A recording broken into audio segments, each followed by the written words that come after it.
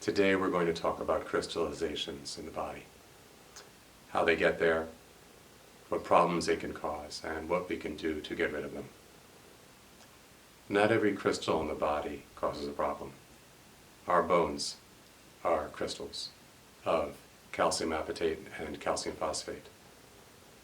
Inside the inner ear, there's calcite crystals that help us keep our balance. But there are a lot of crystals in the body that do cause problems.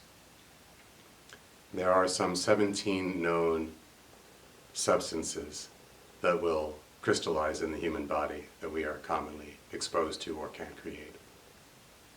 9 of these dissolve in an alkaline media. That means if we have a good diet, we probably won't be troubled by them. But 8 of them are unaffected by pH. Today we're going to talk about the oxalates. Oxalates are very simple molecules. Basically, they're 2 carbon dioxide molecules stuck together at their carbon atoms. There are 3 ways we are typically exposed to oxalates. The first is we make some endogenously. Oxalates are produced in the Krebs cycle to a small degree, and by the breakdown of vitamin C. Secondly, oxalates are produced by plants. They produce oxalates to store minerals for future use, to stiffen the tissue structurally. They produce oxalates as a biological defense. Unlike animals that can run or hide or defend themselves, a plant is stuck where it is. So plants develop biochemical defenses, and oxalates are one of those defenses. Animals that eat plants with a high level of oxalates get sick, typically. Plants will also create oxalates in response to certain metal toxins. So the barium and aluminum that are coming down from the geoengineering and the chemtrails are responsible for some of the increased rates of oxalates we're now seeing in plants. And the third way in which we are exposed to oxalates is that they are sprayed directly on plants along with the pesticide glyphosate. Let's take a look at some crystals as seen under a microscope in human urine. Crystals come in many shapes and sizes. Some of them can be extremely sharp and cause a lot of damage. The most well-known crystallizations in the human body would be, of course, kidney stones. Many of us will pass tiny stones without knowing it, or only having a little bit of tenderness, but a good percentage of us will actually pass large and painful stones. Here is an image of 420 kidney stones passed by a Chinese fellow. It was attributed to excess tofu consumption. We'll get into that later. Indeed, soybeans can cause quite a bit of stones. This fellow in India had 856 stones removed. And whoever was so unlucky as to have this kidney actually had to have the kidney completely removed. It was destroyed by stones. But the kidney isn't the only place that stones show up. They also show up in the bladder, as you can see in this image. And this person ended up having a softball-sized stone removed from their bladder. The prostate can also develop stones, as can the breast and the lungs and the joints. You'll also see stones forming in necrotic tissue. In this case, it's not clear whether the stones caused the necrosis or were a result of it. Crystals can also form in the bone marrow, skin, blood vessels, muscles, brain. It seems no part of the body is immune. Crystals have been associated with autism, fibromyalgia, leaky gut, candida, and neurological disorders. And every day, the list seems to grow. So, what can we do about these things? Historically, there were 4 treatments for stones. There was lime, potash, soda, and mineral springs. Lime is calcium carbonate and was created historically by burning seashells or eggshells. Potash, which gives us the word potassium, is literally the ash from the pot. It's burnt vegetable matter, and that's potassium carbonate. And soda is from burnt seaweed, which gives us the sodium carbonate. Those were the 3 great alkalinizers. And there were a lot of secret formulas that were basically one or another of these that were made for people suffering from the stone, as it was called. But remember, only 8 of the 17 known kinds of crystals are susceptible to being dissolved by alkali agents, which takes us to the 4th historical protocol, which were hot springs. Specifically, hot springs that had magnesium sulfate in them. Why magnesium sulfate? It's calcium oxalate that is the biggest offender. Magnesium oxalate is 567 times more soluble, which means it's much more likely to be a liquid that one can urinate out than a stone that precipitates. So by taking magnesium into the body, the calcium oxalate can convert to magnesium oxalate and be urinated out.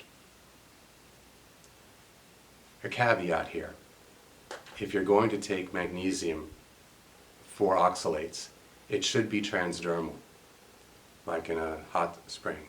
If you take it orally, then any calcium oxalate that you are eating will be converted to magnesium oxalate and be more absorbable, and then can cause problems internally. The sulfate part of the magnesium sulfate would displace the oxalate from the transporters in the membranes.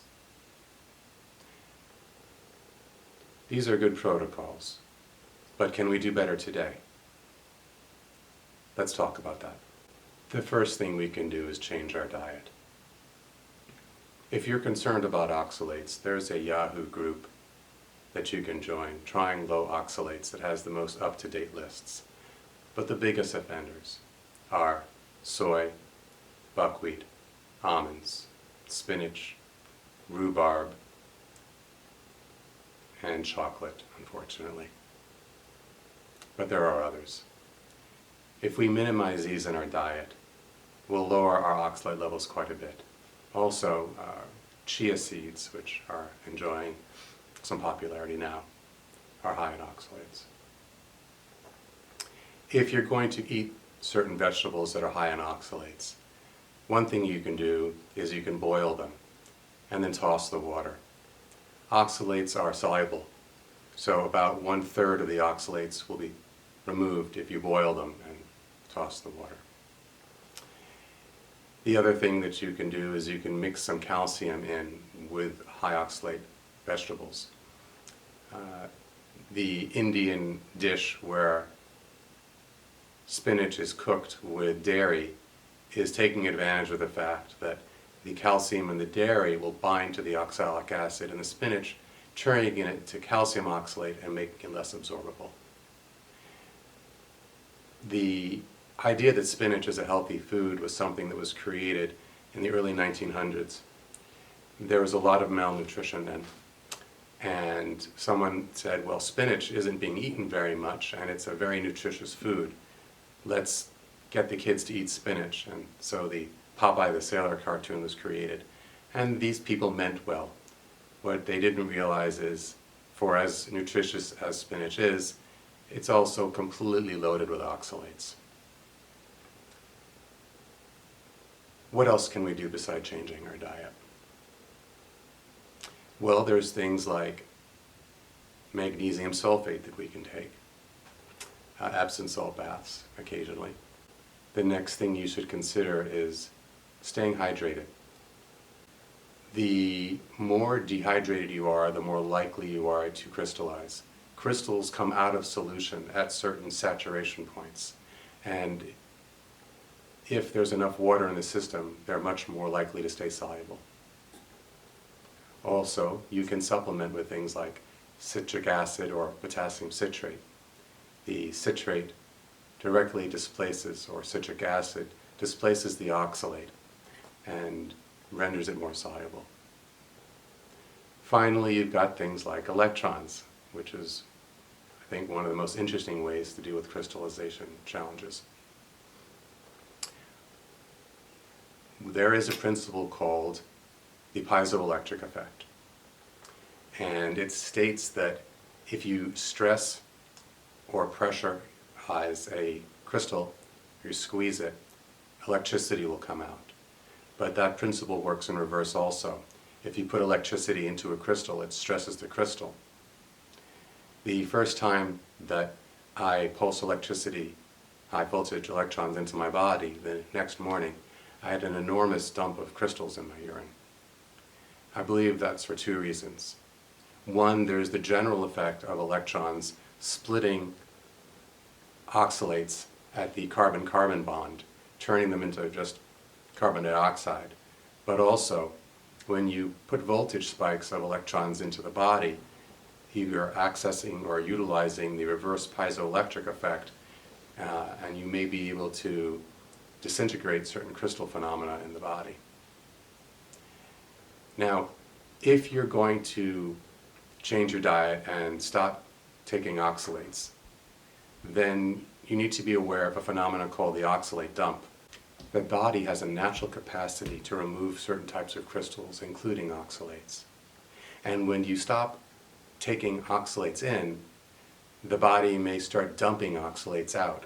And this can create a temporary worsening of whatever problem they're causing. Here's an image of the urine of someone going through an oxalate dump. You can see the residue at the bottom. If you're going through an oxalate dump, remember, citric acid or citrates, Epsom salts, which is magnesium sulfate, in a bath, about a cup to a bath of hot water. Drink lots of water. And again, you might consider the device that we make that puts electrons into the body. Crystal-based diseases are on the rise. From 1994 to 2012, kidney stone incidence doubled. And in men, doubled again to 2016. And at this rate, 1 out of 2 men will have kidney stones in their life by 2025. Why are we seeing so many more crystal-based diseases? Well, part of it is we're not getting enough electrons. The other part is because we are doing what we think is healthy and it's not. Raw spinach in our salad is not good for us because of the high oxalate content. It's better to boil the spinach, toss the water.